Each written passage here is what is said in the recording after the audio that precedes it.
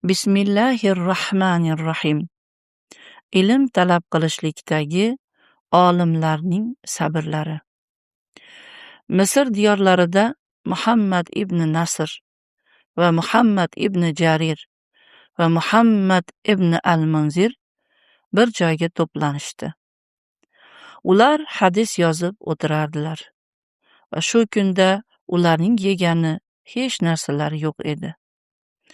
Ochlik zaruratini ketkazishlari uchun, ya'ni yeydigan biror narsani topish uchun o'zaro qur'a tashladilar.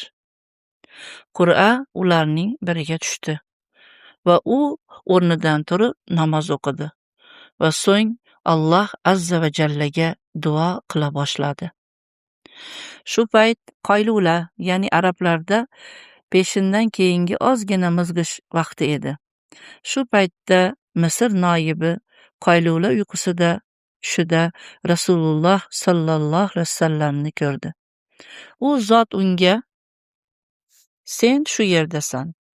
Muhammadlar yegani hech narsa topolmayaptilar", dedilar. Amir uyqusidan uyg'ondi va u yerdagi Muhammadlar kim ekanligini so'rab surishtirdi. Unga 3tasini aytishdi. U esa ularga shu soatda 1000 dinor yubordi. Axloqul ulamo, olimlar axloqi kitobidan tarjima qilindi.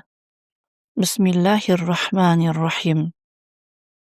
Duolari ijobatlar. Bugungi kunlarimizda har xil laqablar yoyildi, taraldi va ularni oshirib aytish ham ko'paydi. Insonlar esa ularga juda katta ahamiyat berib, juda ehtiyotkorlik bilan munosabatda bo'la boshladilar. Ko'plab laqablarni topishimiz mumkin.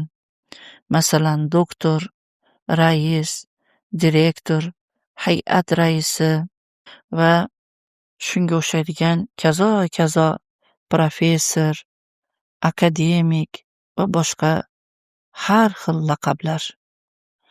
Ammo u shu qadar ko'p laqablar orasida obid yoki zohid kabi, Robbisi bilan aloqasida zohid yoki obid degan shu kabi birorta unvonni, laqabni topmaysiz.